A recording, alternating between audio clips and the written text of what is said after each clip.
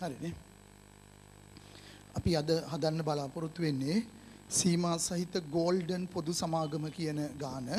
මේ ගාන තෝරාගත්තේ මම 2018 ජූලි සීමා සහිත ගෝල්ඩන් පොදු සමාගම. සීමා සහිත ගෝල්ඩන් පොදු සමාගමේ 2018 මාර්තු 31 දිනට ශේෂ පිරික්සුම පහත පරිදි වේ කියලා ගාන ඕගොල්ලන්ග තියෙනවා. ශේෂ පිරික්සුමේ තියෙනවා සාමාන්‍ය කොටස් ප්‍රාර්ථනය, රඳවාගත් ඉපයුම්, දීපල පිරියත තියෙනවා, ෂේවෙන් කිරීම තියෙනවා, කෙටි කාලීන ආයෝජන තියෙනවා. අවසාන තොගේ දීලා තියෙන්නේ. ශේෂ පිරික්සුම තියෙන්නේ 2018යි 3:31 දිනට. එදිනට තොගය තමයි අපිට දීලා තියෙන්නේ. එතකොට ඒකේ තේරුම මේගොල්ලෝ වෙළඳ ගිණුමේ විකුණුම් පිරිවැය වෙන තෙක්වත් ගාන හදලා කියන පණිවිඩය. ඊළඟට වෙළඳ ලැබිය යුතු මුදල්, වෙළඳ ගෙවිය යුතු මුදල් තියෙනවා. ඊට පස්සේ වෙළඳ ලැබිය යුතු මුදල් සඳහා ප්‍රතිපාදනයේ අඩමාන වෙන් කිරීම, ඒ කියන්නේ හානි කරන ආලාභ සඳහා වෙන් කිරීම තියෙනවා. උපචිත වියදම් තියෙනවා, ආදායම් බදු වෙන් කිරීම තියෙනවා, බැංකු ණය, බැංකුවේ ඇති මුදල්, අතැති මුදල් මා කලින් කිව්වා වගේ විකුණුම් පිරිවැය ගානේ දිස් වෙනවා. ආයෝජන ආදායම් ලැබීමක් තිබෙනවා. සාමාන්‍ය කොටස් හිමියන්ට අතුරු ලාභාංශ ගෙවලා තියෙනවා. පරිපාලන බෙදා හැරීම් මූල්‍ය වියදම් ගානේ දීලා තියෙනවා. ඊට අමතරව ශේෂ පිරික්සුමේ ගෙවූ ආදායම් බදු තියෙනවා. පළවෙනි ගැළපිල්ලට ඒගොල්ලෝ ඉදිරිපත් කරන්නේ පරිගණකයක් ඉවත් කළා කියලා. පරිගණක 5ක් ගැන ගැළපිල්ලක් තියෙන. අපි බලමු ගාන හදද්දී. එතකොට ඒක දීපල පිරියත උපකරණ ගැළපිල්ලට එන්නේ. දෙවෙනි ගැළපිල්ලේ නව ගබඩාවක් ඉදිකිරීම සඳහා බැංකු ණයක් අරගත් එක ණය පොලිය ප්‍රාර්ථනිත කිරීම ගැන ගැළපිල්ලක් තියෙන්නේ. තුන්වෙනි ගැළපිල්ල තොගේ සුද්ධ උපලබ්ධි අගය, හතරවෙනි ගැළපිල්ල ප්‍රත්‍යාගරණයේ තියෙන්නේ, පස්වෙනි ගැළපිල්ල වාර්ෂික ෂෙයා අනුපාත තියෙන්නේ, හයවෙනි ගැළපිල්ල බොල් ණය අඩමාන ණය, හත්වෙනි ගැළපිල්ල ආයෝජන ආදායම්, 8 ආදායම් බදු, 9 අධ්‍යක්ෂ මණ්ඩලයේ ලාභාංශ යෝජනා කළ බව සඳහන් වෙනවා. 10 අධ්‍යක්ෂවරු අත්සන් කරපු දිනය දීලා තියෙනවා. මා හිතන්නේ මේ වෙන විට ඔබ දන්නවා. ඇයි අධ්‍යක්ෂවරු අත්සන් කරපු දිනය දෙන්නේ කියලා. අපේ ප්‍රමිතියක් තියෙනවා වාර්තා කරන කාල පරිච්ඡේදයට පසු සිදුවීම. වාර්තා කරන කාල පරිච්ඡේදයට පසු සිදුවීම.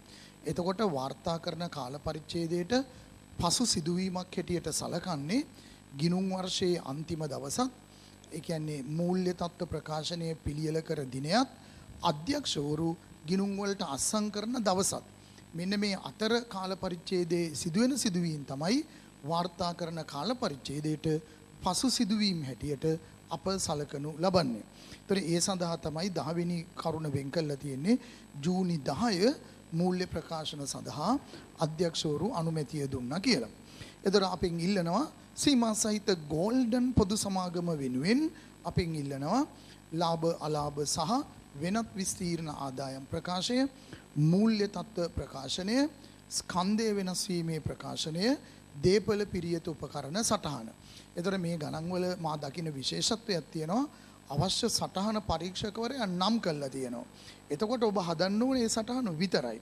නමුත් බොහෝ ගණන් තියෙනවා සමහර අවස්ථාවලදී මූල්‍ය ප්‍රකාශන ආදායම් ප්‍රකාශනයට අදාළ සටහන්.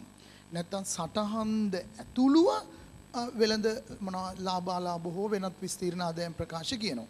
එවැනි අවස්ථාවලදී සමාගම් ගානට අදාළ සියලු සටහන් ඔබ ඉදිරිපත් කළ යුතුයි. නමුත් මෙවැනි අවස්ථාවක දීපල පිරියත සටහන් ඉදිරිපත් කිරීම ප්‍රමාණවත්. මොකද පරීක්ෂකවරයා එපමණයි ඉල්ලා තිබෙන්නේ. ඒකට පමණයි මේ ගානේ ලකුණු වෙන් කරලා තියෙන්නේ. හොඳයි, අපි මම දන්නවා මේ වෙන විට ඕගොල්ලෝ ගාන රූල් කළා සම්පූර්ණ බලාපොරොත්තු ඇතුව ඉන්නේ. ගාන හරි වැරදි මාක් කරන්න. හැම කෙනෙක්ගේම අතේ තියෙන්නේ රතු පෑනයි තමන්ගේ උත්තරේ නේ. රතු පෑන අතැතිව බලාපොරොත්තුෙන් ඉන්නේ හරි වැරදි දාගන්න. ඔයා හිතන්නේ වැඩි හරියක් හරි වෙයි කියලා. අයි බලමු මේක එහෙම වෙයි කියලා අපි ප්‍රාර්ථනා කරමු. ඔයාට ඔක්කොම බලලා එක හරියක් දාන්න ලැබේවා. හැමදේම හරි කියලා නේ. රයිට්. අපි ගාන පොඩ්ඩක් මම ඕගොල්ලොත් එක්කම රූල් කරන්න අද හිතුවා නේ. ඒ අත්දැකීමත් ඕගලන්ට ලැබෙන්න. නිසා මේ ඔයා සමාගම් ගානක් රූල් කරන මොහොත මේ උදා වෙලා තියෙන්නේ. කවුරු වෙනුවෙන්ද අපි හදන්නේ? සීමා සහිත ගෝල්ඩන් පොදු සමාගම. උඩ නම් ලියන්න සීමා සහිත ගෝල්ඩන් පොදු සමාගම 2018යි 3.31 අවසන් වර්ෂය සඳහා ලාභ හෝ අලාභ සහ වෙනත් විස්තීර්ණ ආදායම් ප්‍රකාශය. රුදස් ලාභ හෝ අලාභ සහ වෙනත් විස්තීර්ණ ආදායම් ප්‍රකාශය. ඊට පස්සේ අපි දන්නවා සමාගම් ගණන්වල විකුණුම් පිරිවැය නේ අපි හැම දෙනෙක්ම හොඳට දන්නවා. ඊට පස්සේ එන්නේ දල ලාභය, ඊට පස්සේ වෙනත් ආදායම් මේ ආකෘතිය අපිට හොඳට පුරුදුයි. ඊට පස්සේ බෙදා හැරීමේ පිරිවැය, distribution cost, බෙදා හැරීමේ පිරිවැය. ඒ වුණාට පරිපාලන වියදම්, වෙනත් වියදම්, මූල්‍ය පිරිවැය. දැන් අපිට එනවා බදු වලට පෙර සුද්ධ ලාභය. ඊට පස්සේ ආදායම් බදු. බදු පෙරලාභය, බදු පසුලාභය. අපි ඒ වෙනුවට ලියනවා කාල පරිච්ඡේදය සඳහා ලාභය. Profit for the period. කාල පරිච්ඡේදය සඳහා සුද්ධ ලාභය. ඊට පස්සේ වෙනත් විස්තීර්ණ ආදායම්. මේවට දිස් වෙන්නේ මේ මොහොතේ ලාභ හෝ අලාභ සහ වෙනත් විස්තීර්ණ ආදායම් ප්‍රකාශය. ඊළඟට මේ පරීක්ෂකවරයා කැමති ඔබ හදනවා දකින්න හිමිකම් වෙනස් වීමේ ප්‍රකාශය, ස්කන්ධය වෙනස් වීමේ ප්‍රකාශය, විස්තරය. මේක අපිට පේනවා සාමාන්‍ය කොටස් විතරයි ප්‍රකාශිත ප්‍රාර්ථනයේ යටතේ තියෙන්නේ. ප්‍රකාශිත ප්‍රාර්ථනය ඒ යටතේ සාමාන්‍ය කොටස්. ඔබ දැක්කද මේකේ ප්‍රත්‍යාගණන ගැලපිල්ලක් එහෙම තිබෙනවා. ඒ නිසා අපි ප්‍රත්‍යාගන්න සංචිතය දාගමු. ප්‍රත්‍යාගන්න සංචිතය. ඊට පස්සේ මට පේන්නේ රඳවාගත් ඉපයුම්. එකතුව තීරුව දාන්න, නමුත් ඒක වෙලා යනවා වගේ නම් විභාගෙදී සම්පූර්ණ කිරීමේ අවශ්‍යතාවයක් නැහැ. නමුත් ඒ තීරුව දාලා තියෙන එක හොඳයි. උඩ නම එහෙම ලියන්න. සීමා සහිත ගෝල්ඩන් 2018යි 3.31 අවසන් වර්ෂය සඳහා ස්කන්ධය වෙනස් වීමේ ප්‍රකාශය, හිමිකම් වෙනස් වීමේ ප්‍රකාශය. ඔගොල්ලෝ සම්පූර්ණ තොරතුරු ටික උඩ සටහන් කරන්න. අපිට ආරම්භක ශේෂ දාගත හැකි 2017යි 4.1 ශේෂ පස්සේ දාමු. ඊට පස්සේ අපි මූල්‍ය තත්ත්ව ප්‍රකාශනය මම මේ පැත්තේ කෙලවරින් සුපුරුදු පරිදි හදනවා. මම ඊතුරු කොටස් තියා ගන්නවා අනිත් වැඩවලට. එතකොට මේ අපි දකින්නේ මූල්‍ය තත්ත්ව ප්‍රකාශනය 2018යි 3.31 දිනට මූල්‍ය තත්ත්ව ප්‍රකාශනය රුදහස් ජංගම නොවන වත්කම් ඒ යටතේ දීපල පිරියත හා උපකරණ. ඊට පස්සේ ජංගම වත්කම් තොගය වෙළඳ ලැබිය යුතු.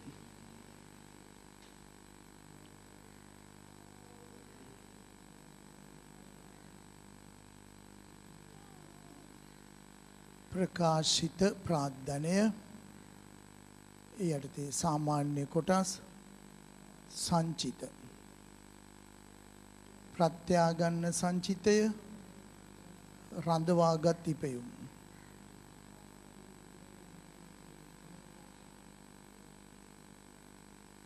ඊට පස්සේ ජංගම වගකීම්. ප්‍රත්‍යාගන්න සංචිතය සංචිත ජංගම නොවන වගකීම් ජංග වගකීම්. පැහැදිලි නේද ඔයගොල්ලන්ට? ඒතර මේ මොහොතේ දිස් වෙනවා අත හිමිකම් වෙනස් වීම ප්‍රකාශය, ඊට පස්සේ ආදායම් ප්‍රකාශය, මූල්‍ය තත්ත්ව ප්‍රකාශනය. මම කැමතියි තව සටහනකුත් හදලම අපිට ගන්න පටන් ගන්න. එතකොට අපිට ලේසි සටහන් දීපල පිරියත හා උපකරණ. ඒ අනුවේ විස්තරය ඉඩම් තියෙනවා, ගොඩනැගිලි තියෙනවා, මෝටර් රථ තියෙනවා, කාර්යාල උපකරණ. 2017යි 4යි 1 ශේෂය මේ බලන්න එකතු කිරීම අපි ප්‍රත්‍යාගන්නයත් කෝකට දාගමුනේ. එකතු කිරීම ඊට පස්සේ ප්‍රත්‍යාගණනය ඉවත් කිරීම. මේකේ ප්‍රත්‍යාගන්නය කරන්නේ ගොඩනැගිල්ල නෙමෙයි නම් හරි ඉඩම නෙමෙයි නම් ඉඩම නොවන දෙයක් නම් ප්‍රත්‍යාගන්නය මතශය ගැලපීම ඕන. නව මට හිතෙනවා මේකේ පෙන්වන්නේ ඉඩමයි ප්‍රත්‍යාගන්නය කරලා තියෙන්නේ. ඒ නිසා එකතු කිරීම ප්‍රත්‍යාගණනය ඉවත් කිරීම ප්‍රමාණවත්. ඉඩම නොවන වෙන දේපලක් ප්‍රත්‍යාගන්නය කරලා තියෙනවා නම් ඔබ පුරුදු වෙන්න මෙතන ලියන්න ප්‍රත්‍යාගණනය මත ෂය ගැලපීම කියන වචනේත් ලියන්න. මොකද ඉඩම් නොවන දෙයක් රීවැලියු කරනකොට ඒකේ ෂය වෙන් කිරීමත් ප්‍රත්‍යාගන්නයට අනුරූපව සකස් වෙන්න ඕන. ඒකයි අපි එහෙම ලියන්නේ. නමුත් මේකේ ඉඩමයි ප්‍රත්‍යාගණනය කරන්නේ. ඒ නිසා මම ඒ ප්‍රත්‍යාගණනය මත ෂය ගැලපීම කියන එක ලියලා නැහැ. ඊට පස්සේ අපිට හම්බ වෙයි 2018යි 3.31 ශේෂය. ඊට පස්සේ ෂය ඒ අර්ථය again 2017යි 3.31 ආරම්භක ශේෂ, වාර්ෂික ෂය ඉවත් කිරීම.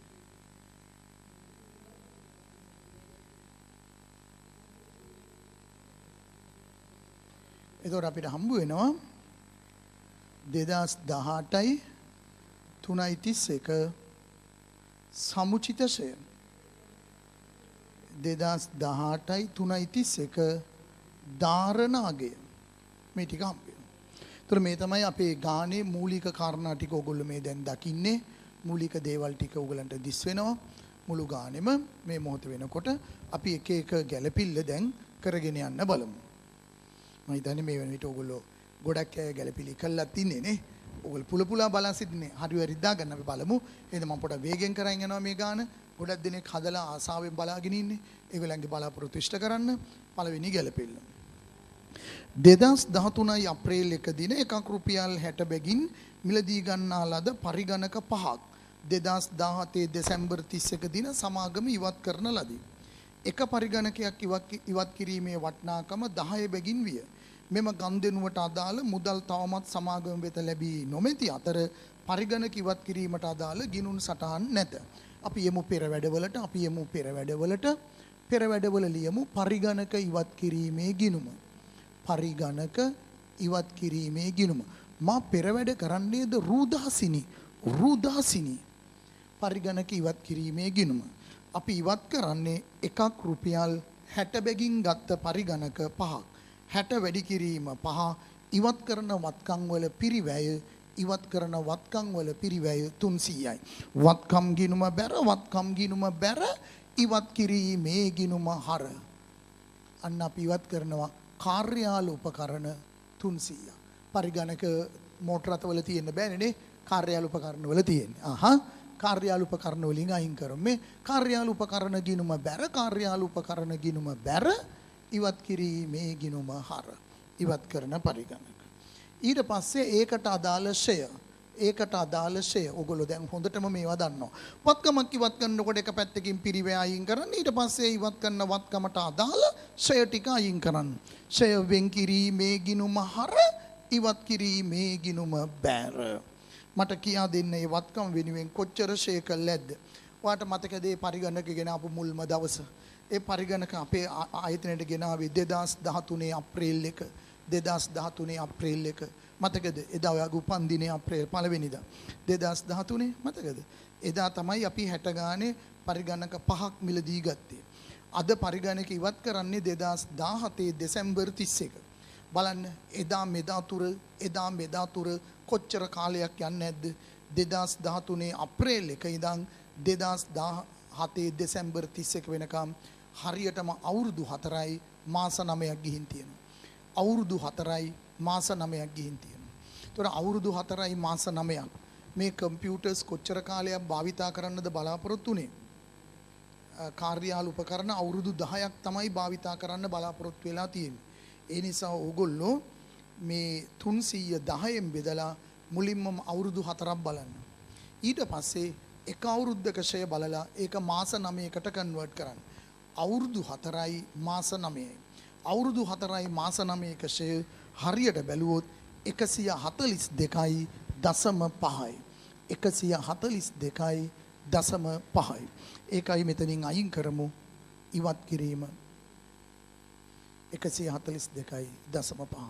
වත්කමක් අයින් කළා එක පිරිවැය දෙක එකෂය වෙන් කිරීම. ඊට පස්සේ විකුණව මුදල් ගාණි කියනවා තාම හම්බු වෙලා නැහැලු. නේ මෙම ගනුදෙනුවට අදාළ මුදල් තවම සමාගම වෙත ලැබී නොමැති අතර පරිගණක ඉවත් කිරීමට අදාළ කිස්සු සටහනක් තබා නැත. එහෙනම් ලැබිය යුතු මුදලක් තියෙන්නේ. ලැබිය යුතු මුදලක් තියෙන්නේ. පරිගණක විකුණලා ලැබෙන්න තියෙනවා අපිට කොච්චරද? එක පරිගණකයක් දුන්නේ 10 ගානේ. ඒ කියන්නේ 10 ගානේ 5ක් අපිට ලැබෙන්න තියෙන්නේ 50යි.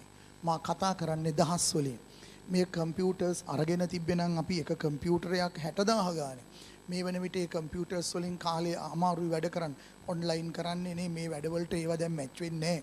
මේ ගොඩක් ඒවා දැන් අවුට්ඩේටඩ්. ඒ නිසා අපි බොහොම අඩු ගානකට ඉගෙන ගන්න ළමයෙකුට කෑලි ගලවලා ඉගෙන ගන්න.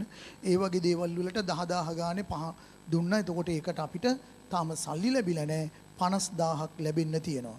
මා දිහා බලන්න පරිගණක ඉවත් කිරීමේ ලාභය පාඩුව අපිට ඒක ලොස් ගනුදෙනුවක් ලාලාගේ අලාභය පරිගණක ඉවත් කිරීමේ අලාභය අපිට එනවා 107යි දශම 5ක්.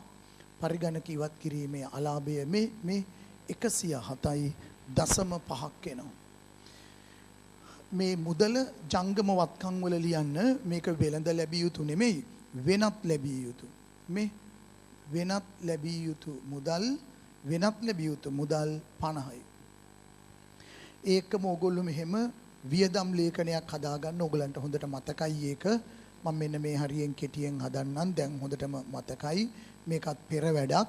වියදම් ලේඛනය, ඒ යටතේ විස්තරය නේ. ඊට පස්සේ බෙදා හැරීම, පරිපාලන, වෙනත් මූල්‍ය. මේකත් මෙහෙම ලස්සනට හදන්න පුරුදු වෙන්න. මේ තැන් වල හදන්න එපා. මා නිතර කියන දෙයක්. මේක බලන කෙනෙකුට නැත්නම් පිළිවෙලයි. පෙර වැඩ වුණත් පිළිවෙලයි. නේ එහෙම දාලා නැහැ. නැත්නම් අම්මා කියයිනේ පොඩි කාලේ දැන් මේ දුවා පිළිවෙලයි. නේ එයා ඇඳුම් ගැලුවොත් එක තැනක, පොත් ටික එක තැනක, ඒ වගේ මෙයාගේ ලාභ ගිහින් පෙර වැඩත් තැන් වල. ඒකත් ඒ විදිහටම ගියා. නිසා මේවත් පිළිවෙලට කරන්න පුරුදු වෙන්න. ඒකට මේ ලස්සන වියදම් ලේඛනයක් පෙර වැඩවල තියෙනවා. මෙතන මම ලියනවා පරිගණක ඉවත් කිරීමේ අලාභය. පරිගණක ඉවත් කිරීමේ අලාභය වෙනත් වියදම් වලට එනවා 107.5. පරිගණක ඉවත් කිරීමේ අලාභය වෙනත් වියදම් වලට 107.5. අපි එතකොට පරිගණක ටික ෂෙයා කරමු වෙන ගැළපිලි නැත්නම් පරිගණක ඉන්නේ කාර්යාල උපකරණ ඇතුලේ. පරිගණක තියෙන්නේ කාර්යාල උපකරණ ඇතුලේ. පොඩ්ඩක් බලන්න කාර්යාල උපකරණ වලට තව ගැළපිලි එහෙම තියෙනවද දන්නේ නැහැ.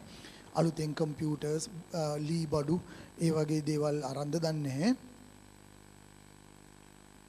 මට පේන විදියට නැහැ නේ. ඒ නිසා අපිට කරදරයක් නැහැ. අවුරුද්ද පටන් ගන්නකොට කාර්යාල උපකරණ කොච්චර තිබ්බද බලන්න. අවුරුද්ද මුල කාර්යාල උපකරණ 8000ක් තියෙනවා. අවුරුද්ද මුල 8000ක් තියෙනවා. මේ අවුරුද්ද එකතු කිරීමක් කළේ නැහැ, ප්‍රත්‍යාගණනයක් නැහැ. එතකොට අපිට තව තියෙන්නේ කාර්යාල උපකරණ 7700යි. 7700යි. මෙතන 7700යි. ඒ වෙනුවෙන් ෂේවින් කළා තියෙනවා. ඒ වෙනුවෙන් ෂේවින් කළා තියෙනවා අපි කාර්යාල උපකරණ වෙනුවෙන් නැත්නම් 1500ක්. 1500. දැන් ඕගොල්ලෝ මෙහෙම ෂේ කරන්න 7700ට අවුරුද්දටම ෂේ කරන්න. 300 මේ අවුරුද්දේ පාවිච්චි කරපු කාලෙට ෂේ කරන්න. ඒතොර 7700 10න් බෙදුවාම 7700 10න් බෙදුවාම ඒකට එනවා 770ක්. 770ක් එනවා. ඊළඟට ඉතුරු 300. ඒක වික්කේ වාට මතකද? ඒ 300 වික්කේ මේ අවුරුද්දේ දෙසැම්බර් 31. ඒ කියන්නේ මාස 9ක්නේ. මාස 9 310න් බෙදුවාම 30යි.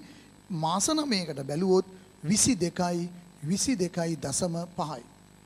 7700ට අවුරුද්දයි 7700ට අවුරුද්දයි 300ට මාස 9යි 300ට මාස 9යි.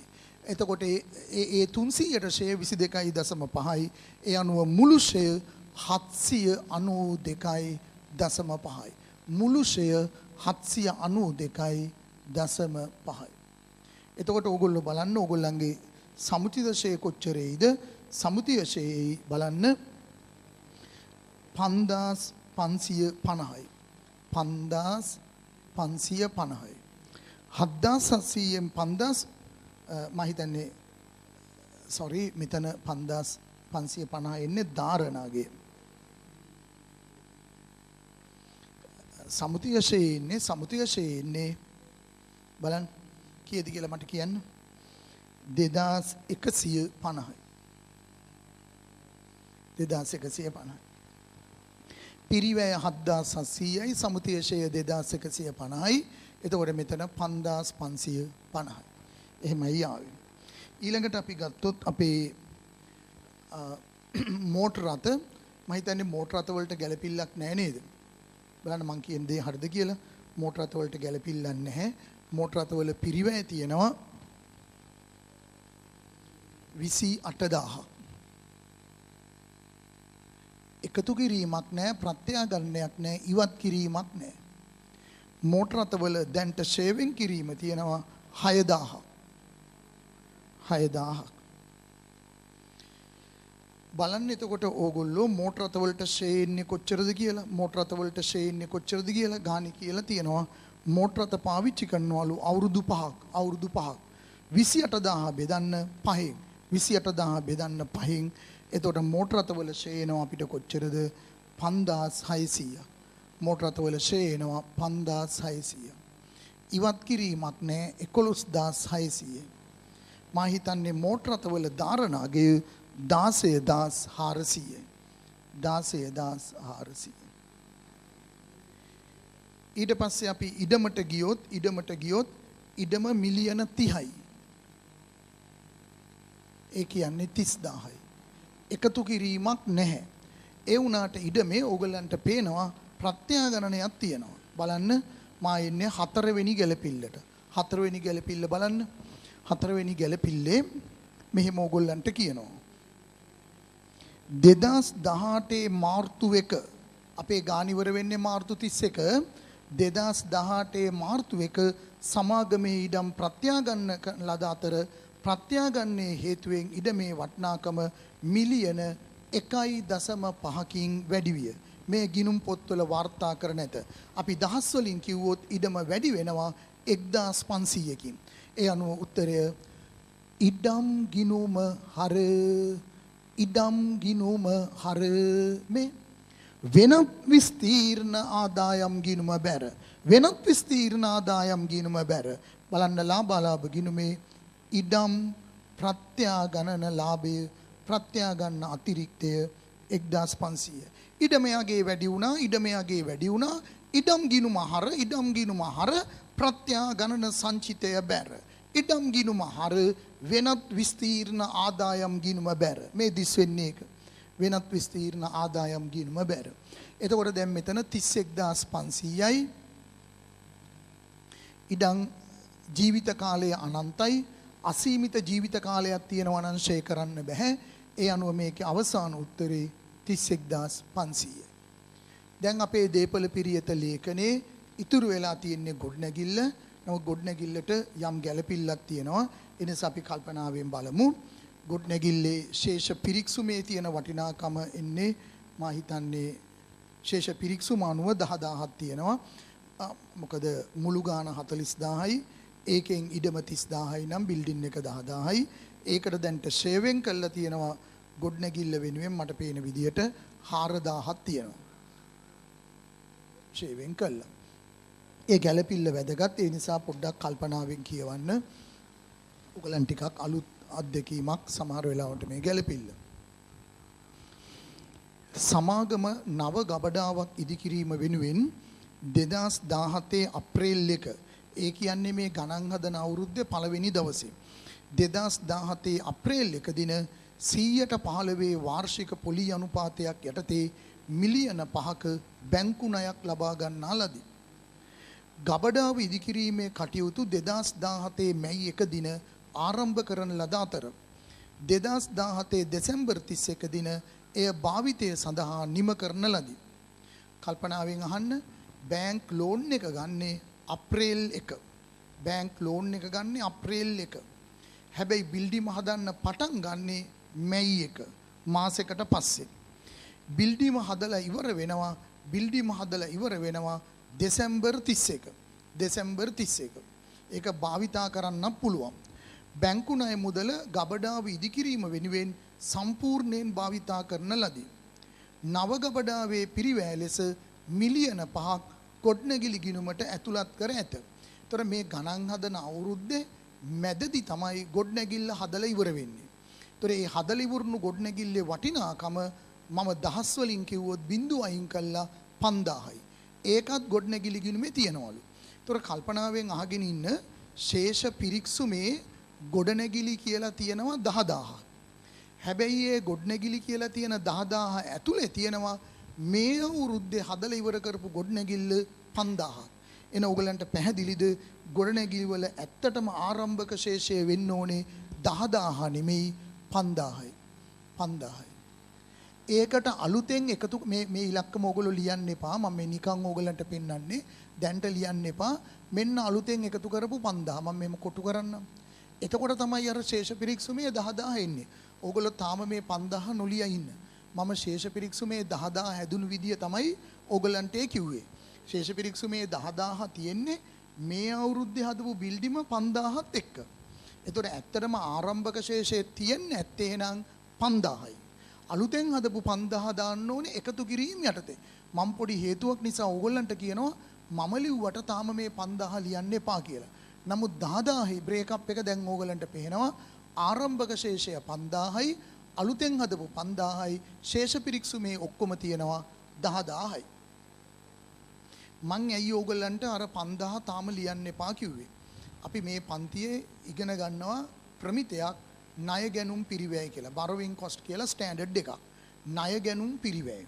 ණය ගැනුම් පිරිවැය මම මේ ගානට ඕන ටික විතරක් දැන් කරනවා. නමුත් වෙනම මේ ප්‍රමිතේ අපි දීර්ඝව සාකච්ඡා කරනවා. මේ වගේ වෙනම දේශනයක සම්පූර්ණයෙන් ඒක සාකච්ඡා වෙනවා. ඒ නිසා දැනට මේ අභ්‍යාසයට ඕන දැනුම විතරක් ලබා ගත්තාම ප්‍රමාණවත්. ඒ ණය ගැනුම් පිරිවැය ප්‍රමිතේ මොකද්ද කියන්නේ? අපි ණයක් අරගෙන ඒක හරි වචනේ මම කියන්නම් සුදුසුකම් ලත් දීපලක් වෙනුවෙන් පාවිච්චි කළොත් ඒ සුදුසුකම් ලත් දීපල මොනවද කියන එක වෙනම ස්ටෑන්ඩඩ් එකේ කියනවා. නමුත් ඕගලන්ට තේරෙන්න මම මේ වෙලාවේ හැටියට තේරෙන්න කිව්වොත් ගොඩනැගිලි ඉදි කිරීම ඒ වගේ දෙයක්. දැන් ණයක් අරගෙන අපි කේක් හදලා නම් ණයක් අරගෙන නේ ඕගොල්ලෝ පාටියක් දාලා නම් උත්සවයක බල්බ් දාලා නම් ඒවා මේකට ගණන් ගන්නෑ. ඒකයි සුදුසුකම් ලත් දීපලක් බොහෝ වෙලාවට මේ විභාග අභ්‍යාස වලදී සැලකෙන්නේ ඉදි කිරීම කන්ස්ට්‍රක්ෂන්ස් කියන ඒවා ගොඩනැගිලි වගේ ඒවා ඉදි කරන්න ගන්න ණය. එතකොට යම්කිසි ණයක් අරගෙන සුසුකම් ලත් දීපලක් වෙනුවෙන් ඒ ණය වැය කරනකොට ඒ ණය වෙනුවෙන් ගෙවන පොලිය වියදමක් නොවේ. ඒ ණය වෙනුවෙන් ගෙවන පොලිය වියදමක් නොවේ. ඒක තමයි ණය ගැනුම් පිරිවැයේ මූලික හරය. ඒ අපි ණයක් අරගන්නවා ඒක සුසුකම් ලත් දීපලක් වෙනුවෙන් වැය කරනවා. එතකොට ඒ ණයට ගෙවන පොලිය බැංකුව බැර පොලි ගිණුම හර කළා ලාභාලාභ ගිණුමට නෙමෙයි දාන්නේ පොලිය දාන්නේ වත්කම් ගිණුමට. ඒකයි මං කිව්වේ ණය මුදලක් අරගෙන සුසුකම් ලත් දීපලක් වෙනුවෙන් ඒ ණය මුදල වැය කරන විට එයට ගෙවන පොලිය වියදමක් නොවේ වත්කමක්. පොලිය බැංකුව බැර වත්කම් ගිණුම හර. එතකොට ඒකෙන් ඇසෙට් එකේ වැලියු එකයි වැඩි වෙන්නේ. හැබැයි අපි මේ ණය මුදල අරගෙන සුසුකම් ලත් දීපලක් වෙනුවෙන් වැය කළා තියෙන්න ඕන. හැබැයි ස්ටෑන්ඩඩ් එක අපි වෙනම ඉගෙන ගන්න ඕන. ඒ මොකද ණය අරගෙන හරියට ඒ ණය දීපල ගොඩනැගීම සඳහා භාවිතා කළා තියෙන්න ඕන. උදාහරණයකට අපි ණය අරගෙන යම් කාලයක් ඒ ණය දීපල වෙනුවෙන් භාවිතා කළා නැත්නම් ඒ භාවිතා නොකරපු කාලේ පොලිය වත්කම් ගිණුමට දාන්න බෑ. නේ දැන් උදාහරණයක් අපි මේ දැන් ඉන්න අපේ සිටුේෂන් එක ගමු. ලොකු බිල්ඩින් එකක් හදන්න අපි ණයක් අරන් තිබ්බා. තට්ටු 25ක 30ක එකක්. හැමදේම උනේ අපි හිතපු විදියට නෙමෙයි. කොරෝනා ආවේ ණය මුදල ගන්නකොට ණයත් එක්කම කොරෝනාත් ආවා. නේ එතකොට අපිට බිල්ඩිම හදන්න ණය ගත්තට අපි ඒ ණය දිහා බලාගෙන හිටියා මිසක් බිල්ඩිම හදන්න බැරි වුණා. දැන් අපි ණයට පොලී ගෙවනවා. ඒ වුණාට බිල්ඩිම හැදෙන්නේ නැහැ. එතකොට අර බිල්ඩිම හැදෙන්නේ නැති කාලේ බිල්ඩිම හැදෙන්නේ නැති කාලේ පොලිය වත්කම් ගිණුමට දාන්න බෑ. අපි බිල්ඩිමක් හදා හිටියා. එකපාර මහ වැසි වැටුණා. බිල්ඩිම හදන තැනට කිසිම බාසුන් නැහැ කෙනෙක් අපිට ගෙනියන්න බෑ. බිල්ඩිම ඇතුලේ බාසුන් නැහැලා නතර වෙලා ඉන්නවා. ඒගොල්ලෝ ඉදිකිරීම කරන්නේ අපි පොඩි හෙලිකොප්ටරයකින් ගිහිල්ලා ඒ බිල්ඩිම ඇතුලේ හිර වෙලා ඉන්න බාසුන් නැහැලට කෑම දානවා. පාන් දානවා, කේක් දානවා, බත් දානවා, හාල් විවිධ දේවල් දානවා. ඒතර බෝට්ටු වලින් අනිත්‍යව ගෙනියන්න බෑ. ඒතර ටික කාලයකට බිල්ඩිම හදන එක නතර වෙලා මේ එළියේ ඉඳන් ඈත තියෙන බිල්ඩිම පාවෙන බිල්ඩිම නිසා පාරු වල ඉඳන් අපි බලාගෙන ඉන්නවා.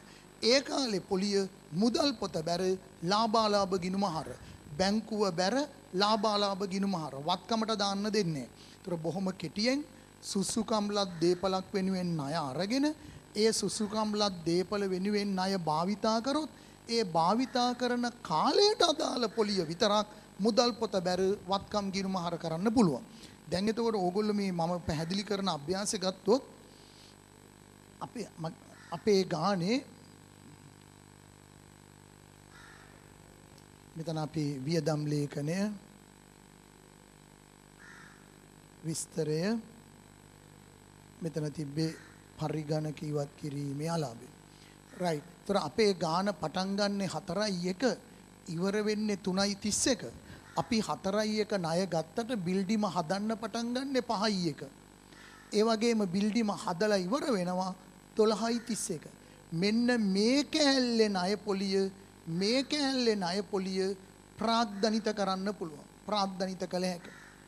අන්න ඉදිකිරීම වෙනුවෙන් භාවිතා කළ කාලයේ ණය පොලිය විතරක් ප්‍රාග්ධනිත කරන්න පුළුවන්. මම මේ ස්ටෑන්ඩඩ් එකේ අපේ මේ අභ්‍යාසයට අදාළ කොටස කිව්වේ. තව ඔයගොල්ලෝ ඉගෙන ගන්න ඕන. හැබැයි මූලික වශයෙන් මම මේ කියපු ටික ඔයගලන්ට හරි වැදගත්. බොහෝ අභ්‍යාසවල මේ මා කියපු ටික තමයි බොහෝ වෙලාවට පරීක්ෂාවට ලක් වෙන්නේ. ඒතර ණයට පොලිය ගෙවන්න ඕන. ණයට පොලිය ගෙවන්න ඕන අප්‍රේල් 1 ඉඳන් ඊළඟ අවුරුද්දේ 3.31 වෙනකන්. හැබැයි මෙන්න මේ පීරියඩ් එකේ පොලිය කැපිටලයිස් කරන්න පුළුවන්. ඒක තමයි සුසුකම්ලත් දීපලක් වෙනුවෙන් ගත්ත ණයක්. ඒ සුසුකම්ලත් දීපල වෙනුවෙන් භාවිතා කළොත් ඒ භාවිතා කළ කාල පරිච්ඡේදයට අදාළ ටික කැපිටලයිස් කරන්න පුළුවන්. දැන් මේකේ අපි ලකීලි මුළු ණය මුදල සමහරවල්ලාට ලක්ෂ 100ක ණයක් අරගෙන තාම මේ ඇසෙට් එකට භාවිතා කරලා තියෙන්නේ ලක්ෂ 75යි. එතකොට මේ 75 පොලිය විතරයි ගන්න පුළුවන්. ඒ නිසා තමයි මේ පරීක්ෂකවරයා කියලා තියෙන්නේ මේ ගැළපිල්ල ආයි කියවුවොත් අපි කියවමු බලන්න. සමාගමට නව ගබඩාවක් ඉදිකිරීම වෙනුවෙන් 2017 අප්‍රේල් 1 වෙනිදා 115 වාර්ෂික පොලි අනුපාතයකට මිලියන 5ක් ණයක් ගත්තා. ගබඩා ඉදිකිරීම මැයි 1 ආරම්භ කළ අතර දෙසැම්බර් 31 එය නිම වුණා. බැංකු ණය මුදල ගබඩාව ඉදිකිරීම වෙනුවෙන් සම්පූර්ණයෙන්ම භාවිතා කළා.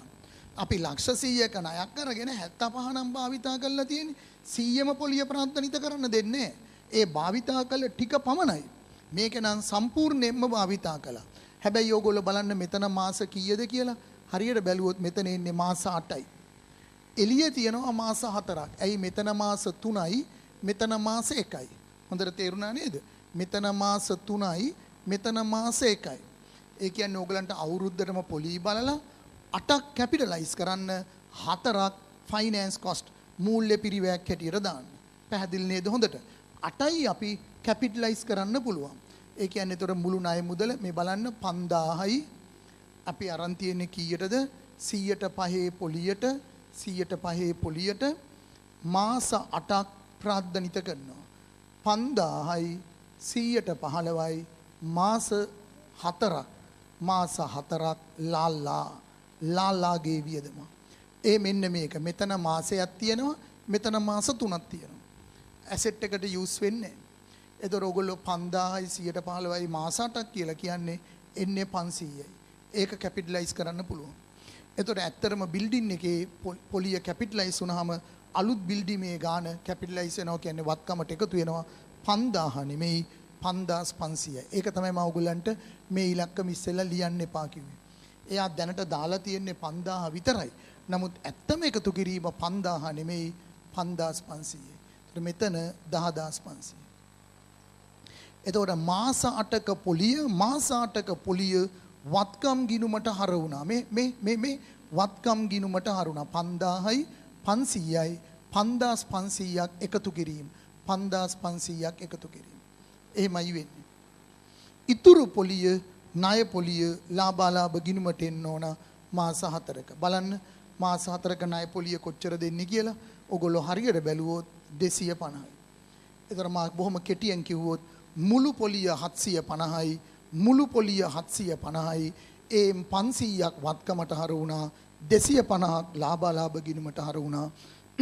මේගොල්ලෝ පොලිය ගෙවල නැති නිසා 750 ජංගම වක්කීම් වල දාන්න ඕන ගෙවිය යුතු ණය පොලිය. මේ අපි දාමු වෙළඳ ගෙවිය යුතු වෙනත් ගෙවිය යුතු තව එකක් දාමු ගෙවිය යුතු ණය පොලිය 750යි.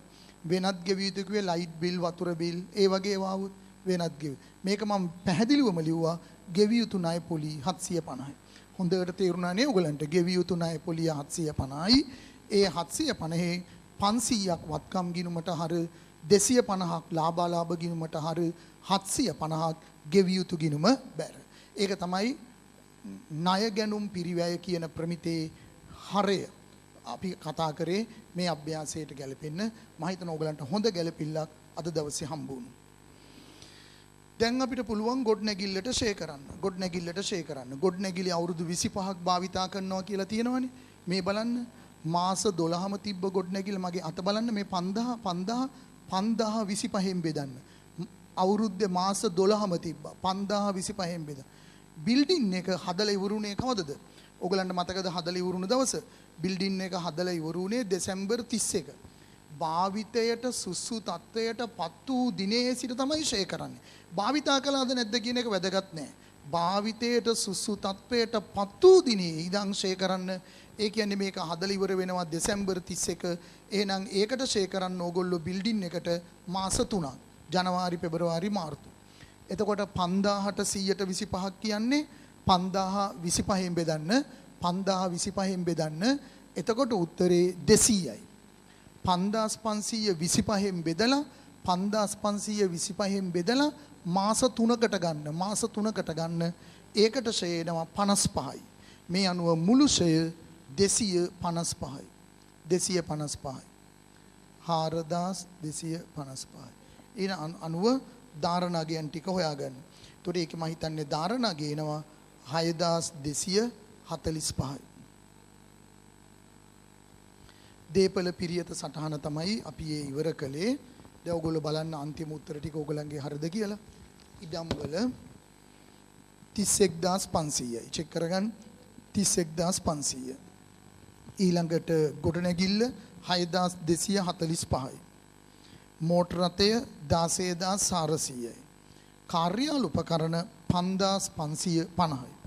මේ ටික එකතු කළාම මේ සම්පූර්ණ උත්තරේ මෙන්න දිස් වෙනවා. සම්පූර්ණ උත්තරේ 59695යි. 59695යි. ඒක තමයි දීපල පිරියත සටහන් අංක 4 වගේ නැත්නම් මේ ගාන හැටියට එකම සටහන 59695.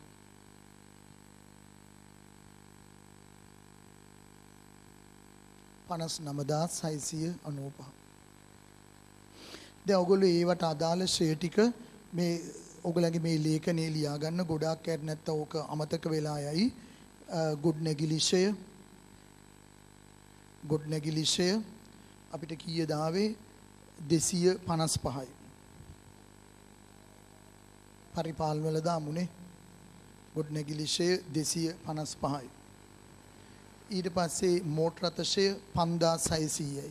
මෝෂය 5600යි. මෝෂය ඒක පරිපාලන වල දාන්න පුළුවන්. මං හිතුවා මෝටර රථයේ ලොරියක් ට්‍රැක්ටරයක් භාණ්ඩ බෙදා හැරීමට භාවිතා කරන්න කියලා. ඒ නිසා ඒක බෙදා හැරීමේ දැම්මා. ඊට පස්සේ අපිට හම්බ වෙනවා කාර්යාල උපකරණ ෂය 792.5 කාඋෂය 792.5 අදාළ විදිහට දාගන්න කටුවැඩ ලේඛනයේ සම්පූර්ණ කරන්න. රයිට් මම හිතන්නේ අපි දැවැන්ත ගැළපිල්ලක් ඉවර කළා. ඕගොල්ලන්ගේ සමාගම් ගණන් වල දීපල පිරියතු උපකරණ ගැළපිල්ල තමයි දැන් ගොඩාක් ලොකුවට දෙන්නේ. ඒක හොඳට කළා පුරුදු වෙන්න ඕන. හැම ගානකම කල්පනාවෙන් නැවත නැවත හදලා මොකද ඒ දැනුම විභාග පරීක්ෂකවරු හරියට බලනවා. මොකද දීපල පිරියතත් එක කෙලින්ම දීපල පිරියතු උපකරණ ස්ටෑන්ඩඩ් එක ප්‍රමිතියත් සම්බන්ධයි. ඒකේ දැනුමත් මේක ඇතුලේ පරීක්ෂාවට ලක් වෙන නිසා. අපි 1 2 4 5 ගැළපිලි ඉවරයි. දැන් ඊළඟට අපි එනවා 3 වෙනි ගැළපිල්ලට. අපිට දීලා තියෙනවා තොගේ සුද්ධ උපලබ්ධියගේ 32000යි. පිරිවැයත් එක්ක පරීක්ෂා කරන්න. පිරිවැයති ශේෂ පිරික්සුමේ. ඉතිරි තොගේ පිරිවැය ශේෂ පිරික්සුමේ තියෙනවා මට පේන විදියට 30000යි. ආහා පිරිවැය 30000යි සුද්ධ උපලබ්ධිතාගේ 32000යි. ඒක තමයි වියුන්නේ.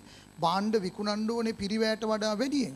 අපි භාණ්ඩ විකුණන්න බලාපොරොත්තු වෙන්න ඕනේ පිරිවැයට වඩා වැඩියෙන්. එහෙනම් එතන කිසිම ගැළපිල්ලක් නැහැ. සුද්ධ උපලබ්ධියගේ අඩු වුණොත් විතරයි ගැළපිල්ලක් තියෙන්නේ. දැන් සුද්ධ උපලබ්ධියගේ වැඩි. හොඳයි. කිසි ප්‍රශ්නයක් නැහැ. ඒ නිසා පිරිවැය දාගන්න 30000යි. මේ පිරිවැය දාගන්න 30000යි. එතන ගැළපිල්ලක් නැහැ. තොගේ 30000යි. ඒ සමගම අපි මුල් ගැළපිලි ටික ඔක්කොම ඉවරයි. ගැළපිලි 5ක් ඉවරයි. ඊළඟට අපි එනවා 6 වෙනි ගැළපිල්ලට. බොහොම සුපුරුදු ගැළපිල්ලක් 6. වෙළඳ ලැබිය යුතු මුදල් වලින් 1500ක් බොල් ණය කරන්න. ඕගලන්ට හරි පුරුදුයි. බෙදා හැරීමේ වියදම් වල දාගන්න බොල් ණය 1500. ඒවා දැන් හොඳ පුරුදු ගැළපිලි මේ වන විට. ඉතුරු ණය ගෙතියන්ගෙන් 102ක් අඩමාන ණය වෙන් කරන්න. ඉතුරු ණය ගෙතියන්ගෙන් 102ක් අඩමාන ණය වෙන් කරන්න. ඒවා අපි කාටත් හොඳට පුළුවන්. බලන්න ඕගලන්ගේ වෙළඳ ලැබිය යුතු මට පේන විදිහට 87000ක් තියෙනවා. වෙළඳ ලැබිය යුතු 87000ක් තියෙනවා. ඒ 87000න් 1500ක් අයින් කරන්න බොල් ණය කියලා බෙදා හැරීමේ වියදම් වල දාන්න. එතකොට 87000න් 1500ක් ගියාම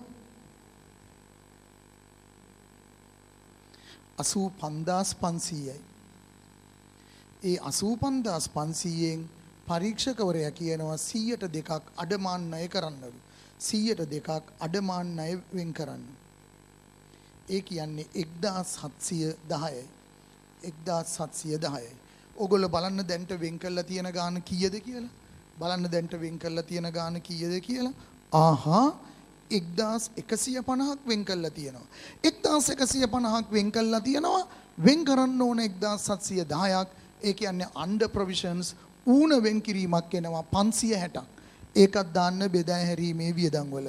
දැන් මෙතන ඉඩ නැති වෙනවා. ඕගොල්ලෝ කල්පනාවෙන් ලියන්න. අඩමාන ණය ඌන වෙන් කිරීම 560යි. අඩමාන ණය ඌන වෙන් කිරීම 560යි. බෙදා හැරීමේ වියදම් වල මෙතන අඩමාන ණය කියලා ලිව්වහම ඇති ඌන එහෙම ලියන්න එපා. අඩමාන ණය කියලා ලියන්න 560. ඒතර අවසාන උත්තරය කීයද යන්නේ? පිළිතුරු පත්‍රයට යන්නේ ඕගොල්ලන්ගේ. ඕගොල්ලෝ 85500න් අඩු කරන්න 1710ක් බලන්න ඕගොල්ලන්ගේ මූල්‍ය තත්ත්ව ප්‍රකාශනයට යයි 83790ක්. 83790. ඒව අපිට පුරුදු ගැළපිලි දැන් 83790 වෙළඳ ලැබිය යුතු පැහැදිලි නේද ඉලක්කම 83යි 790යි 83යි 790යි අන්න වෙළඳ ලැබිය යුතු 83790යි වෙළඳ ලැබිය යුතු උත්තරේ පැහැදිලි නේද රයිට් ඒවා අමාරු ගැළපිලි නෙමෙයි දැන් ඊළඟට 7 වෙනි ගැළපිල්ල ආයෝජන ආදායම වර්ෂයට අදාළ ආයෝජන ආදායම 4000යි. ලැබුණු ගාණක් තියෙනවද බලන්න ලැබුණු ගාණක් තියෙනවා නම් ඒකට ඔය 4000ත් එකතු කරලා ගන්න ඕනේ.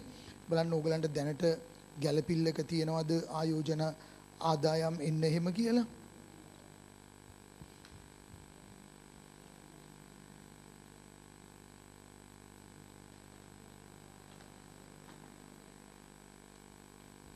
නෑ නේ.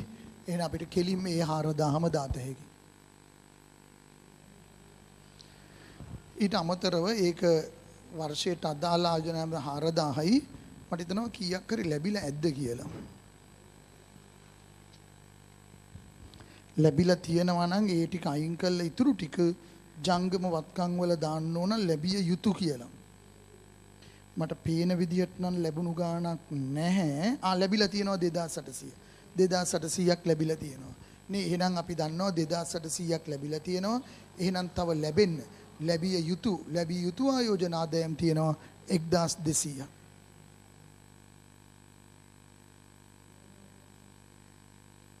පැහැදිලි නේද? වර්ෂයට අදාළ ගාණ 4000යි දැන්ට ලැබුණු ගාණක් තියෙනවා. ඒ ටික අයින් කළාම තවදුරටත් ලැබිය යුතුයි 1200ක්. නමුත් අපි දැන් හදලා තියෙන අභ්‍යාසත් එක්ක බලනකොට මේවා ටිකක් සරලයි. අවුරුද්ද ආදායම් බදු වක්කීම 9000ක් ලෙස ඇස්තමේන්තු කර ඇත. වර්ෂයට අදාළ ආදායම් බදු වක්කීම 9000යි. බලන්න එතකොට මෙතනත් කියලා නැහැ ගිය අවුරුද්දට ගෙවපු ගාණක්. බලන්න ශේෂ පිරික්සුමේ ගිය අවුරුද්දට අදාළ ආදායම් බද්දක් තියෙනවද කියලා.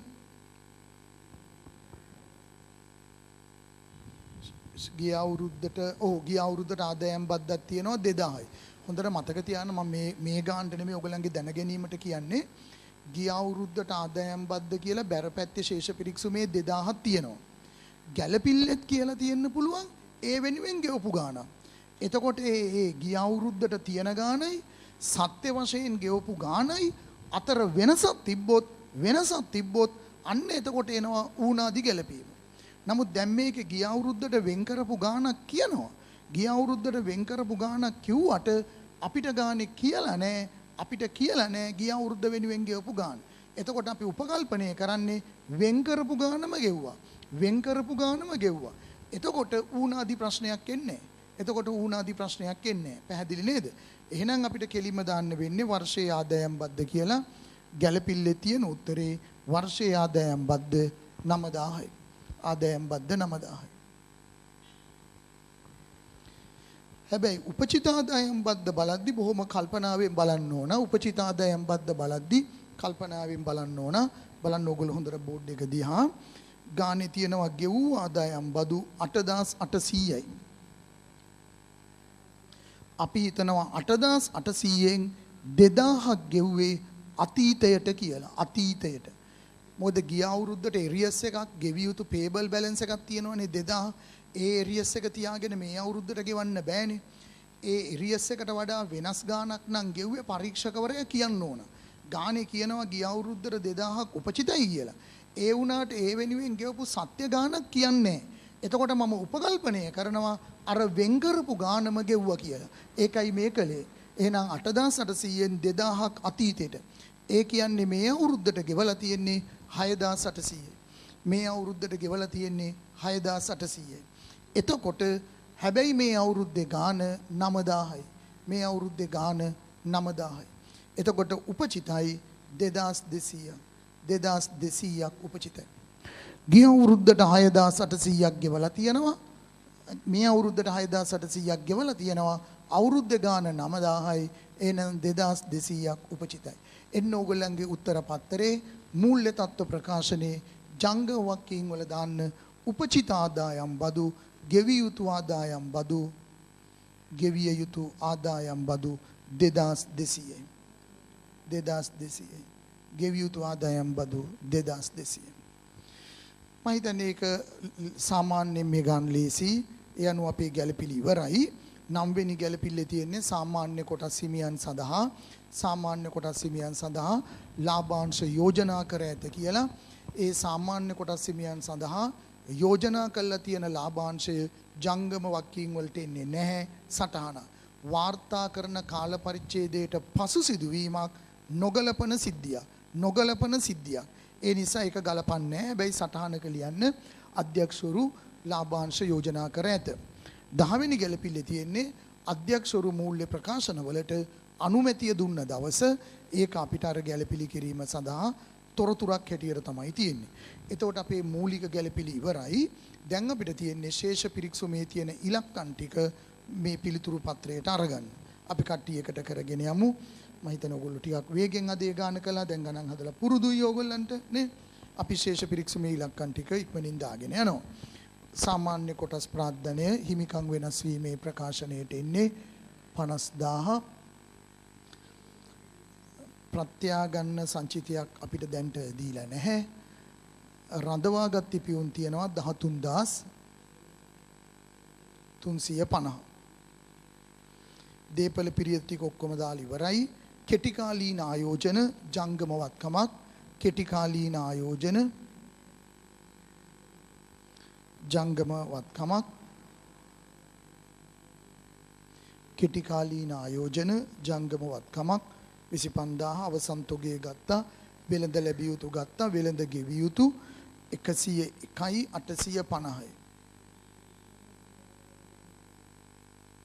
වෙළඳ ගෙවිය යුතු 101යි 850යි.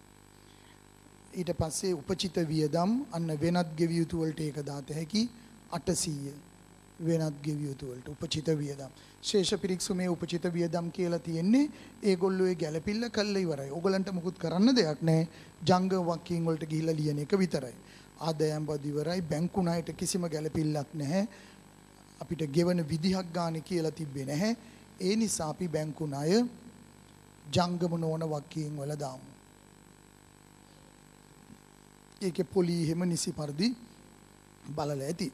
ඊට පස්සේ බැංකුවේ මුදල් ජංගමවත්කමක්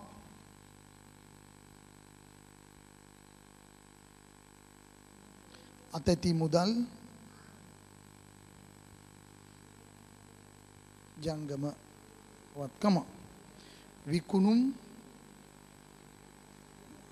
අපිට විකුණුම් වලට ගැළපිලි ආවේ නැහැ නේද? 5,45,000යි.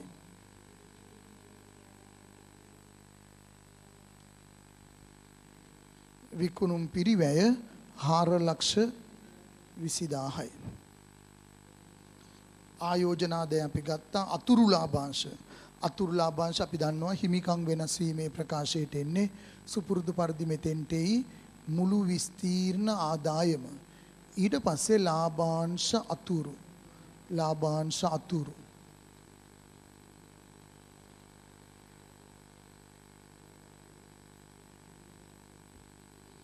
ඊට පස්සේ ඔගොල්ලෝ වියදම් ටික පල්ලෙහෙන් උඩින් මේ ලේඛනේ දාගන්න මම නම් මේ හරියෙන් දානවා. ඉඩ නැත්තම් පහලින් ලියන්න. ඒක කිසි ප්‍රශ්නයක් නැහැ. පරිපාලන මට පේන විදිහට 37000යි.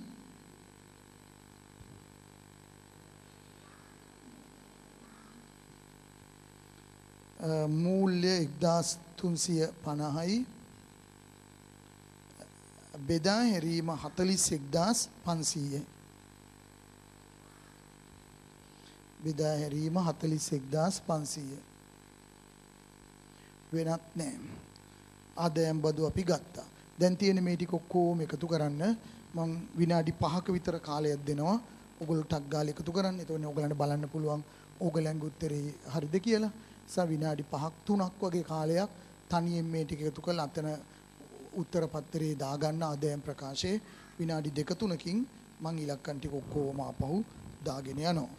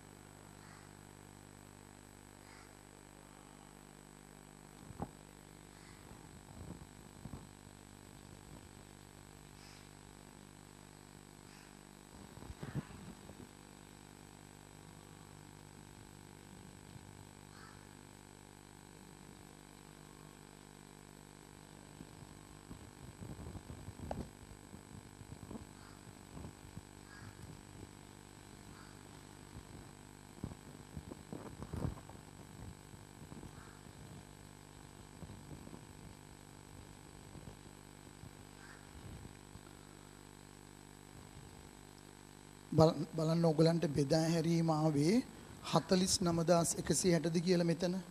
බෙදා හැරීම 49160. පරිපාලන 38047යි. 38.47.5. 38,047.5. වෙනත් මම හිතන්නේ මේ 107 විතරයි එන්නේ. පරිගණක ඉවත් කිරීමේ ආලාභයේ විතරයි වෙනත් පියදම් එන්නේ 107.5යි. මූල්‍ය වියදම් වලට ආරම්භක ශේෂයට අමතර වෙන්නේ මේ පොලිය විතරයි 1600යි. බලන්න ඉලක්කම් ටික හරිද කියලා. නැත්නම් ආයි කලබල නැතුව එකපාරක් එකතු කරන් බලන්න.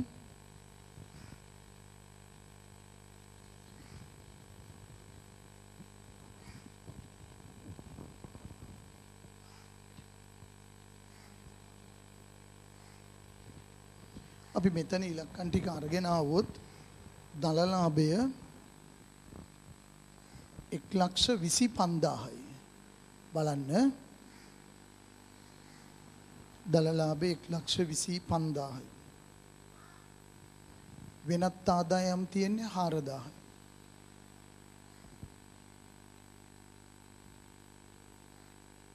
හරිද ඔයගොල්ලෝ? බෙදා හැරීමේ පිරිවැය 49,160යි. 49,160යි බෙදා හැරීම. පරිපාලන 38,047.5යි. 38,047.5යි. දැන් උදාහරණයක් ඇට අපි පරිපාලන වල නෙමෙයි මෝටර තශය දාලා තියෙන්නේ. සමහරු මෝටර තශය පරිපාලන දාලා තියෙන්න පුළුවන්. ඒක කිසි වරදක් නැහැ. මොකද ගාණේ අපිට කියලා නැහැ. එහෙම වුණොත් මේ උත්තරේ වෙනස් වෙනවා. උගලන්ට ගොඩාක් සැක උත්තර පොඩ්ඩක් වෙනම සටහන් කරලා තියාගන්න. අපි ඊළඟට හම්බ වෙන දවසේ අපි කතා කරමු. මේ ප්‍රශ්න තියෙන්නේ කියලා. එහෙම අහන්න පුළුවන් ඕගොල්ලන්. එහෙම නැත්නම් ඕගොල්ලෝ දැන්ටම කතා කරලා අහන්න පුළුවන්. මේක පොඩ්ඩක් අපැහැදිලි මේ උත්තරේ නෙමෙයි අපිට එන්නේ. මේක වෙන විදිහකට වෙන්න පුළුවන්. එහෙම සැක තියෙන දේවල් අහන්න පුළුවන්. වෙනත් වියදම් 107යි 107.5යි. මූල්‍ය 1,600යි. මේ ඉලක්කම් ටික බලන්න. ඉලක්කම් හතර ඕගොල්ලෝ හරියට එකතු කළොත් 88,915යි. සාමාන්‍ය මෙන්න මේ උත්තරේ නම් වෙනස් වෙන්න බෑ. මෙතන දශම ස්ථාන දෙක තිබ්බනේ 0.5 දැන් දශම නැති වුණා. 88,915යි. අර මැද ඉලක්කම් වෙනස් වුණත් සියලු වියදම් වල එකතුව ඔක්කොටම එන්න ඕන හරිම උත්තරේ 88,915යි. දැන් බදු පෙරලාභය එනවා හරියට හැදුවොත් 40,085යි. 40.85.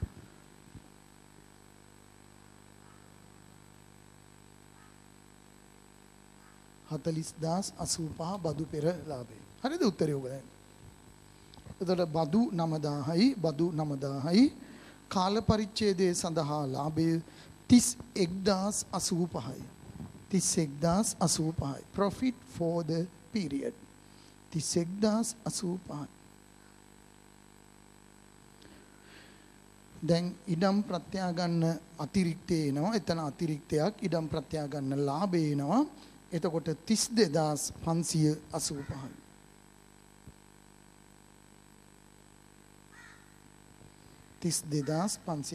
ඒක ඉස්සරහා ලියන්න මුළු විස්තීර්ණ ආදායම කියලා. මේ මුළු විස්තීර්ණ ආදායම. Total comprehensive income. මුළු විස්තීර්ණ ආදායම මම ඊතලයක් යන ඈතට පේන්න ඔයගලන්ට පේන්න ඕන නිසා ඔයගොල්ලෝ ඊතල අඳින්න එපා. 32,585. මුළු විස්තීර්ණ ආදායම 32,585යි.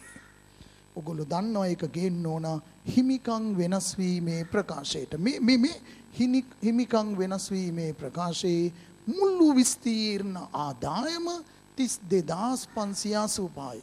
හැබැයි රඳවාගත් පියුම් කියලා දාන්නේ අවුරුද්දේ ලාභෙ විතරයි. මේ බලන්නකෝ. 31,085. 31085. ඒක තමයි දාන්නේ. බදු පසු ලාභේ. කාල පරිච්ඡේදයේ ලාභේ. ඒක විතරයි රඳවාගත්තේ පියුම්. ප්‍රත්‍යාගන්නේ වෙනම දාන්න ඕන ප්‍රත්‍යාගන්න සංචිත තීරුවට. ඒක හොඳට මතක තියාගන්න. කියන්නේ වෙනත් විස්තීර්ණ ආදායම් තිබ්බොත් ඒ වෙනත් විස්තීර්ණ ආදායම් නියෝජනය කරන්න හිමිකම් වෙනස් වීමේ ප්‍රකාශනයේ වෙන වෙනම තීරු තියෙන්න ඕන. ඒකයි විශේෂත්වය. පැහැදිලිද ඔයගොල්ලන්? ඒකේ වෙන වෙනම තීරු තියෙන්න ඕන. එතකොට අපි රඳවාගත් පියුම් කියලා දාන්නේ මේ කාල පරිච්ඡේදයේ සඳහා ලාභය විතරයි. කාල පරිච්ඡේදයේ සඳහා ලාභය විතරයි. දැන් මේ තීරු ටික එකතු කළා මූල්‍ය තත්ත්ව ප්‍රකාශනයේ අපි දාමු. මූල්‍ය තත්ත්ව ප්‍රකාශනයේ මේ තීරු වල එකතු ටික ඕගොල්ලෝ අරගෙන ඇවිල්ලා දැන් දාගෙන යන්න ඕන. අපි හදන්නේ සීමා සහිත ගෝල්ඩන් පොදු සමාගම. සීමා සහිත ගෝල්ඩන්. තර මේ තීරු වල එකතු අරගන්න. ඒ එකතු අරගෙන මූල්‍ය තත්ත්ව ප්‍රකාශනයේට ඕගොල්ලෝ ඇතුළත් කරන්න ඕන. අපි බලමු දෙහිමින් ඇතුළත් කරන්න පුළුවන්ද කියලා. එකතු කරා නේද ඉලක්කම් ටික. අපි අරගම් බලන්න දැන්.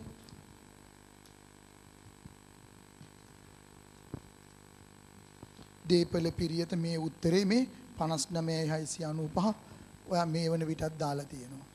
ජංගවත්කම් ටික දාලා තියෙනවා. ජංගවත්කම් ටික ඔක්කොම එකතු කරන්න. තොගය 30000 වෙළඳ ලැබිය යුතු 83790 50 1200 25000 1200 600 වෙළඳ ලැබිය යුතු 83083යි 790 ඔක්කොම ජංගම වත්කම් 141යි 840යි 141යි 840යි ඒ අනුව ඒ ටික එකතු වෙනවා 201යි 535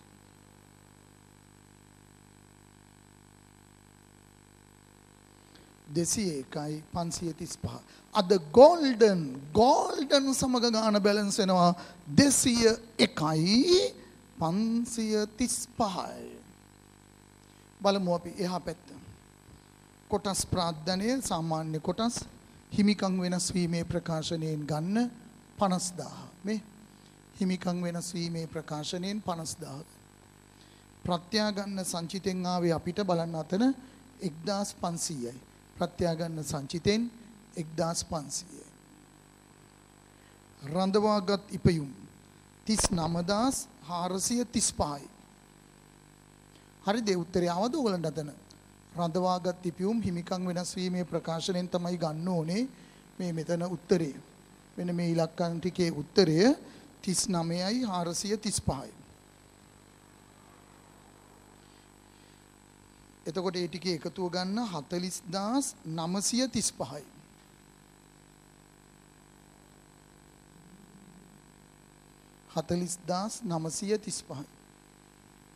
එකම එක දිගුකාලීන වගකීම බැංකු ණයට බලන්න අපිට කඩන්න තිබ්බද කියලා මේ 15000 ගෝල්ඩන් එකේ ඒකට ගැළපිල්ලක් තිබ්බද කියලා චුට්ටක් බලන්න වෙනවා ශේෂ පිරික්සුමේ බැංකු ණය 5000යි තියෙන්නේ නේ එතන ශේෂ පිරික්සුමේ තියෙන්නේ බැංකු ණය 5000යි 15000 නෙමෙයි ඇත්තට 5000යි බලන්න ඒකට ගැළපිල්ලක් තිබ්බද කියලා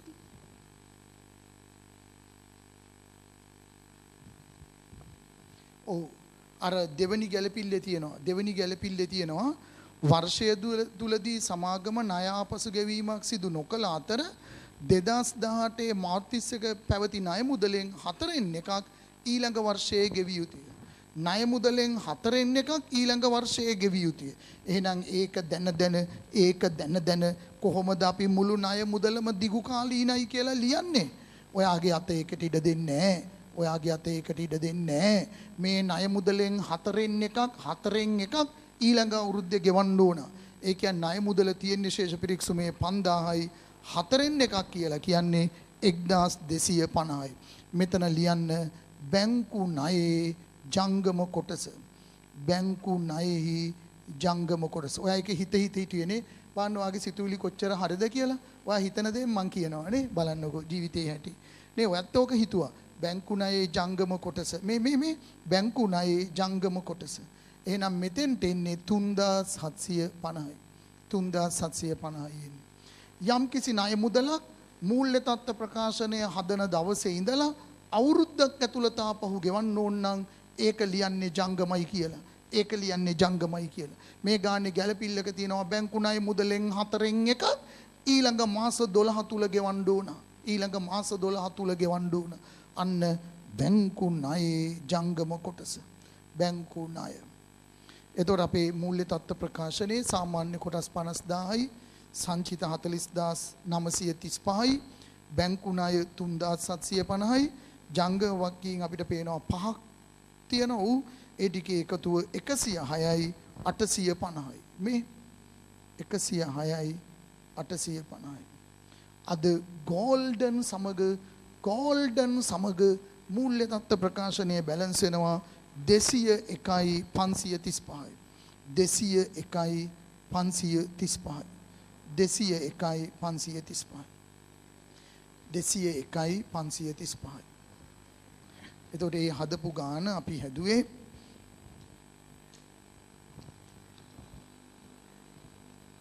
2018 ජූලි. ඒතර ඔයගොල්ලෝ මේ ගණන් ටික මේ වීඩියෝස් බලද්දි පිළිවෙලට බලාගෙන ඉන්න ඕන. හැම දන්වැලක පුරුක් වගේ දැනුම මේවත් එක්ක එකට සම්බන්ධ වෙලා තියෙන. කවුරු හරි කෑල්ලෙන් කෑල්ල බැලුවොත් එක ගණන් වල තියෙන එක විදි අභ්‍යාස. ඔයා තෝරාගත්ත එකයි නම් බල්ලා තියෙන්නේ. ඔයා තව එක කොටසක්ම දැකලා නැහැ. එක දැනුම් සම්භාරයක්ම ඔයාගේ අතින් අත්හැරලා. ඒ නිසා මේවා පිළිවෙලට බලාගෙන ඉන්න ඕනේ.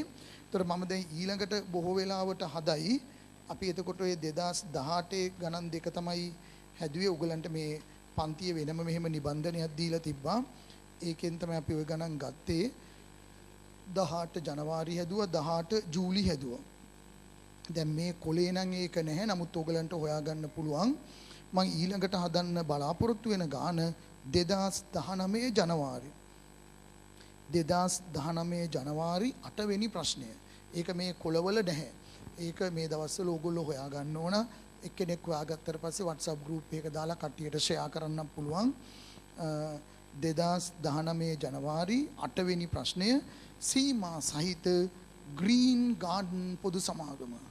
ග්‍රීන් ගාඩන් පොදු සමාගම ඔක්කොමලා ගාන රූල් කරන්න. මට පේනවා ඒක ටිකක් හොඳ ගැළපිලි තියෙනවා. සහ ඒකෙත් තියෙනවා මට පේන විදිහට ණය ගැනුම් පිරිවැය එහෙම. නේ එතකොට ඒ ගාන හදලා ඒක රූල් කරලා පුළුවන් ගැළපිලි ටික ඔක්කොම දාගෙන ඉන්න ඕන. එතකොට අපිට පුළුවන් ටට්ටක් ගාලා ඔයගලන්ට ඒ උත්තර ටික හදන්න. එතකොට ඇත්තටම 2019 ජනවාරි තියෙනවා. ඊට පස්සේ 2019 ජූලි. ඊට පස්සේ ඇත්තේ 2020 ජනවාරි එච්චරයි. ඒතර සමාගම් පාඩම අපේ එතනින් ඉවර වෙනවා. අපි ඔක්කොම සමාගම් ගණන් ඒ ටික හැදුවට පස්සේ තව ගණන් 3ක් වගේ තමයි හදන්න තියෙන්නේ. ඒකෙන් පස්සේ බොහෝ වෙලාවට මම පටන් ගනි මුදල් ප්‍රවාහ ප්‍රකාශන පාඩම. ඒකේ නිබන්ධනය ඔයගොල්ලන්ග නැත්තම් ඒක ඔයගොල්ලන්ගේ දෙට ඊමේල් මගින් ලැබෙයි. ඒතර ඉක්මනින් මේ සමාගම් ගණන් ටික ඉවර කරන්න. එතකොට අපිට ඊළඟ පාඩමට යන්න පුළුවන්. right, thank you very much.